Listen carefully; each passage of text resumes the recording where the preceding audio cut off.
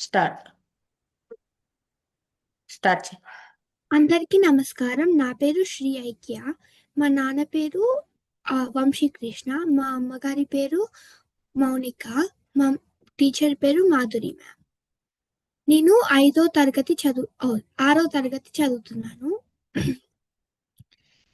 ఈరోజు నేను 16th అధ్యాయం చెప్పబోతున్నాను. ఓం శ్రీ పరమాత్మనే నమః.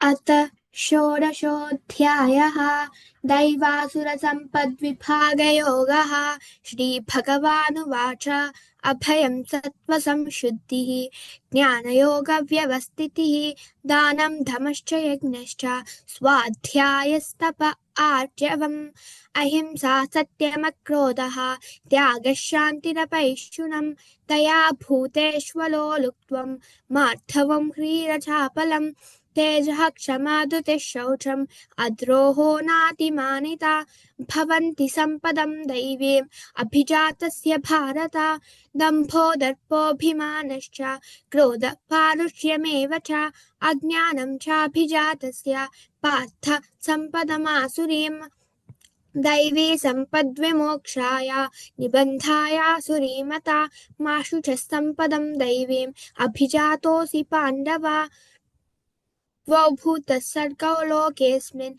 दैव आसुर एव च दैवो विस्तरशः प्रोक्तः आसुरं पार्थ मे शृणु प्रवृत्तिं च निवृत्तिं च जना न विदुरासुराः न शौचं नापि चाचारः न सत्यं तेषु विद्यते असत्यमप्रतिष्ठन्ते जगदाहुरनीश्वरम् अपरस्परसम्भूतं किमन्यत् कामहैतुकम् एतां दृष्टिमवस्तभ्य नस्तात्मानोऽल्पबुद्धयः प्रभवन्त्युग्रकर्माणः क्षयाय जगतो हिताः काममाश्रित्य दुष्पूरं दम्भमानमदान्विताः मोहाद् गृहीत्वा सद्ग्राहान् प्रवर्तन्ते शुचिव्रताः चिन्तामपरिमेयाञ्च प्रलयान्तामुपाश्रिताः कामोपभोगपरमाः एतावदिति निश्चिताः आशापाशशतैर्बद्धाः कामक्रोधपरायणाः ईहन्ते कामभोगार्थम्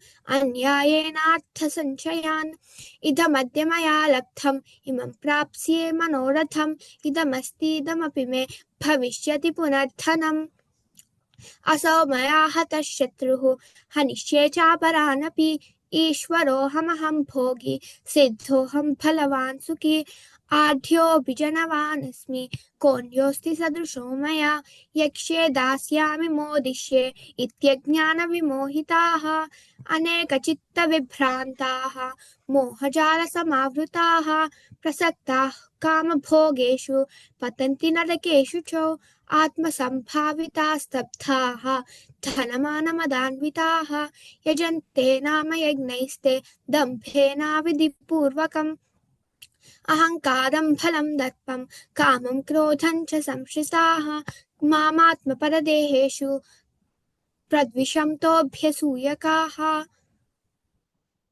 तानहं द्विषतः क्रूरान् संसारेषु नराधमान् क्षिपामि यजस्रमशुभान् आसुरीष्वेव योनिषु आसुरीं योनिमापन्नाः मूढा जन्मनि जन्मनि मामप्राप्यैव कौन्तेय ततो यात्यधमां गतिम् त्रिविधं नरकस्येदं द्वारं नाशनमात्मनः कामः क्रोधस्तथा लोभः तस्मादेतत्त्रयं त्यजेत् एतैर्विमुक्तः कौन्तेय तमोद्वारैस्त्रिभिर्नरः आचरत्यात्मनः श्रेयः ततो यान्त्यधमा पराङ्गतिम् यः शास्त्रविधिमुत्सृज्य वर्तते कामकारतः न स सिद्धिमवाप्नोति न सुखं न पराङ्गतिम् तस्मात् शास्त्रं प्रमाणन्ते कार्याकार्यव्यवस्थितो ज्ञात्वा शास्त्रविधानोक्तं कर्म कर्तुमिहार्हसि ॐ तत्सदिति श्रीमद्भगवद्गीतासु उपनिषत्सु ब्रह्मविद्यायां योगशास्त्रे श्रीकृष्णार्जुनसंवादे दैवासुरसम्पद्विभागयोगो नाम षोडशोऽध्यायः। కరెక్షన్స్ చెప్పండి మేడం ఏమన్నా ఉంటే. మాధురి గారు. జై దత్త అమ్మ. కొంచెం నాకు మహాప్రాణాలే అనిపించింది. మార్ధవం అని చెప్పారు, అక్కడ మహాప్రాణం లేదు తల్లి. ఓకే ఆ మ్యామ్. అది అల్ప ప్రాణమే. ఓకే. తర్వాత ఇంకో కొంచెం మహాప్రాణాలు కొంచెం గట్టిగా చెప్తే బాగుండు అనిపించింది, నాకైతే అంతే అనిపించిందండి. ఓకే. అలాగే ఇక్కడ పైన బాగా చెప్పారు, తతో యాంత్య ధమాం గతిం ఆసురీం యోనిమాపన్నాహ లో తతో యాంత్య ధమాం గతిం చెప్పారు. అలాగే ఏతైర్విముక్త కౌంతేయ తతో యాతి పరాంగతిం కదా, తతో యాంత్య తర్వాత మళ్ళీ యాతి పరాంగతిం అన్నారమ్మా, అంతే. ఈ కరెక్షన్ ఒకటి ఉంది, కొంచెం మహాప్రాణాలు, ఈ కరెక్షన్. ఓకే. జై గురుదత్త.